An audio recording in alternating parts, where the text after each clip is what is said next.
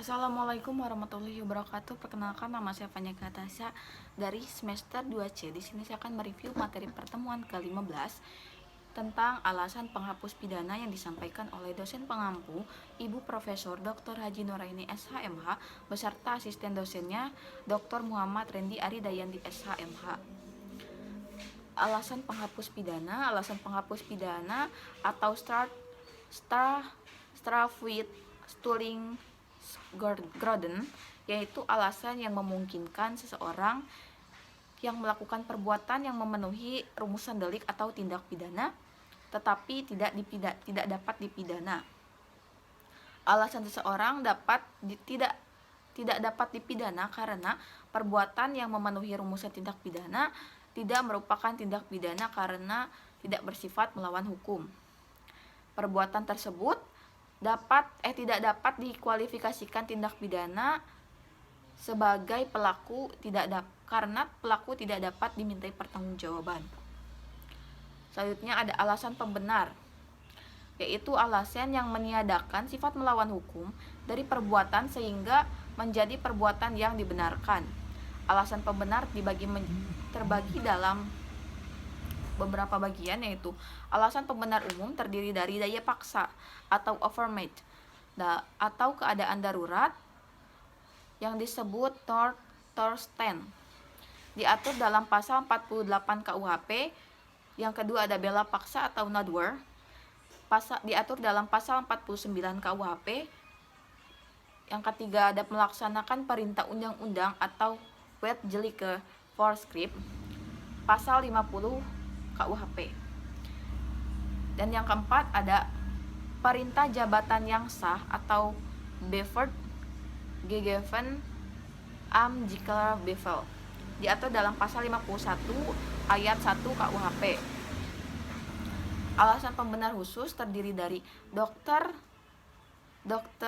contohnya dari dokter dan para saksi yang menghadiri pertandingan perkelahian, diatur dalam pasal 186 ayat 1 KUHP. Alasan pembenar di luar undang-undang, yaitu hukum disiplin atau tutorage dari orang tua atau guru. Alasan pemaaf, yaitu alasan yang meniadakan kesalahan pelaku tindak pidana sehingga pelaku melakukan perbuatan yang bersifat melawan hukum atau tidak dipidana karena tidak ada kesalahan.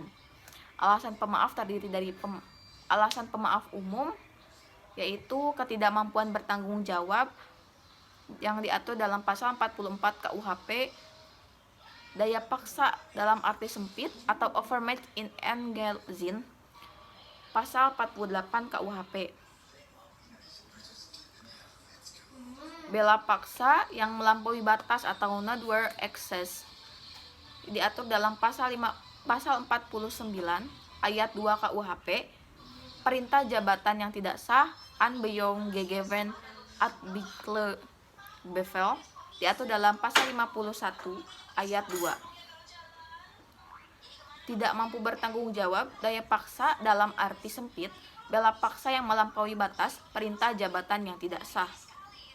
Alasan pemaaf khusus yaitu mempersiapkan atau memperlancar perubahan ketatanegaraan dalam arti umum yang diatur dalam pasal 110 ayat 4 KUHP.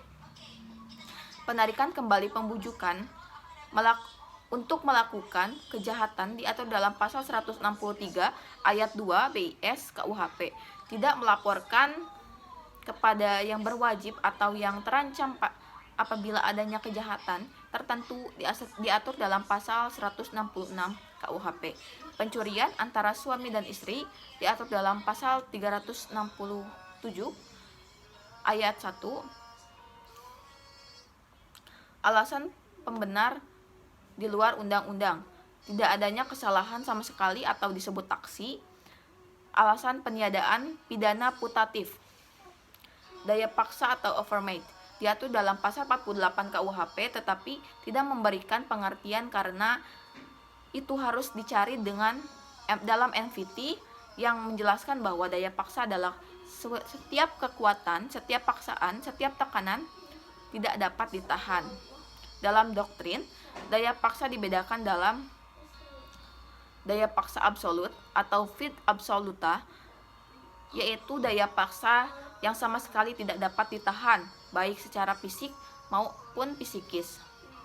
Yang kedua, daya paksa relatif atau vis conclusiva, yaitu daya paksa yang dapat ditahan dan berubah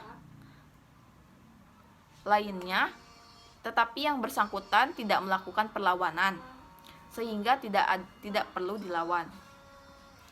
Daya paksa dibagi menjadi 3, yaitu antara pertentangan antara kedua kepentingan hukum. Contoh kasusnya Ares Papan Carnides. Yang kedua, pertentangan antara kepentingan hukum dengan kewajiban hukum. Contohnya kasus Absen Ares 1932. Yang tiga, pertentangan antara dua kewajiban hukum. Contohnya dipanggil untuk menghadap kedua tempat pengadilan yang berbeda dalam waktu yang sama. Bela paksa atau nodwar. Bela paksa atau nodwar diatur dalam pasal 49 ayat 1 KUHP yang disebut alasan penghapus peniadaan pidana.